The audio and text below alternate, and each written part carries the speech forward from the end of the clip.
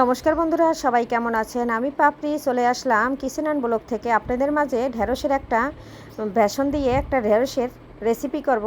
সেই ঢেঁড়সগুলো নিয়ে নিয়েছি টাটকা ফ্রেশ।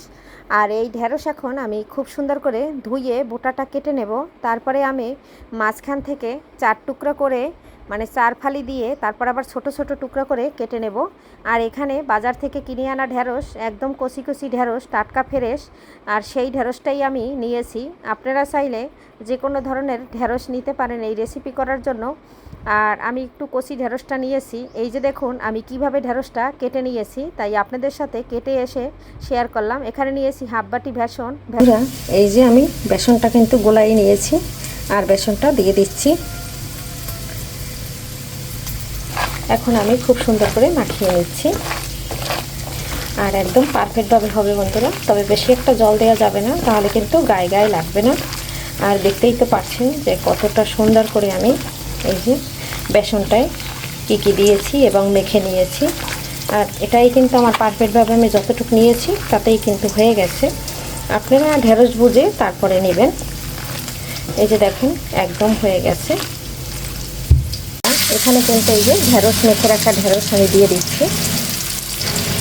একবারে দেওয়া যাবে না, দুইবারে দিয়ে নেব।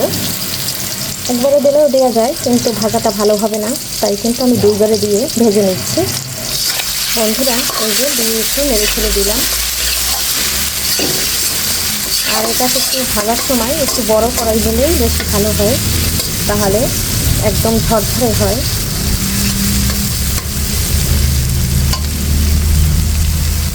জালটা কিন্তু একটু হাই হিটে রেখেছি। আর এদিকে কিন্তু নেড়ে ছেড়ে খুব সুন্দর করে একদম মুচমুচে করে ভেজে নিচ্ছি।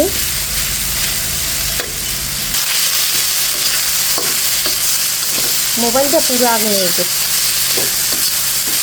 নেড়ে ছেড়ে একটু ভেজে নিলাম। বন্ধুরা এই যে অফ ক্যামেরায় নামিয়ে নিয়েছি, ক্যামেরা অন করতে মনে ছিল না। অবশিষ্টগুলো আবারও দিয়ে দিয়েছি। এখন এখানে অল্প একটু তেল দিয়ে দেব। তেলটা আমি দেইনি, তেলটা দিয়ে এখন একটু নেড়ে ছেড়ে নিচ্ছি। আর জালটা কিন্তু বন্ধুরা হাই হিটে রাখছি। ঢেঁড়সের মেন যে মজাটা আসবে সেটা এখানে নিয়েছি রসুন কুচি, নিয়েছি পেঁয়াজ কুচি, আর নিচে আছে কাঁচামরিচ কুচি। বন্ধুরা নেড়ে ছেড়ে খুব সুন্দর করে এই যে একদম ভেজে নিলাম। এখন আমি নামিয়ে নিচ্ছি। আর দেখুন আমার ঢেঁড়সের কালারটা খুব সুন্দর আছে। আর এদিকে একদম মুচমুচে হয়ে গেছে। পরবর্তী স্টেপে চলে যাচ্ছি। আপনারা চাইলে এভাবেও খেতে পারেন। এভাবে আপনার দাদাভাইকে দিয়ে দেওয়া হয়েছে, অনেক মজা হয়েছে বলেছে। আর এখন আমি এর ফাইনাল লুকটা আপনাদের দেখাচ্ছি। তারপরের স্টেপে কী করছি। আর একদম কিন্তু মুচমুচে হয়েছে বন্ধুরা খুব সুন্দর করে নামিয়ে নিয়েছি। এখন আমি কড়াইতে আর একটু তেল দিয়ে দিচ্ছি। এখন কেটে রাখা পেঁয়াজ, রসুন, কাঁচামরিচ সব দিয়ে দিচ্ছি। বন্ধুরা এখানে অল্প তেল দেওয়ার কারণ হয়েছে, এখানে কিন্তু আমার ঢেঁড়সটা কিন্তু মোটামুটি তেল দিয়ে ভাজা হয়েছে। যেহেতু দুই ভাগে ভেজেছি, একবারে ভাজতে পারিনি। এখানে সামান্য পরিমাণ একটু লবণ দিয়ে দিচ্ছি। আমার এই পেঁয়াজ রসুনটা কষানোর জন্য যে লবণটা লাগবে সেটাই দিচ্ছি।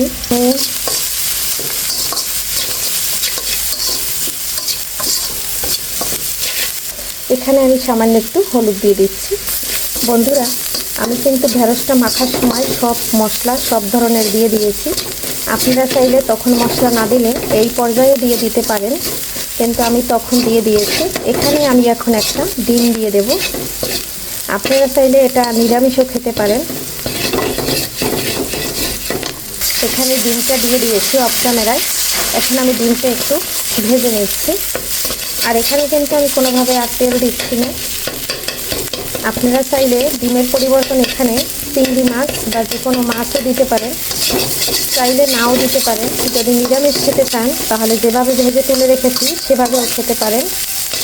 আমার ছেলে আবার ভীষণ পছন্দ করে আমি যদি এভাবে একটু মজা করে ভাজি করে দেই, তাহলে ও আর ভীষণ পছন্দ। এখন আমি এটা দিয়ে দিচ্ছি। এখন আমার ফাইনাল লুকটা নেড়ে চেড়ে খুব সুন্দর করে নামিয়ে নিলেই হয়ে যাবে মজাদার ইউনিক ঢেঁড়সের এক রেসিপি। দেখতে যেরকম দুর্দান্ত হয় খেতে কিন্তু অপূর্ব লাগে।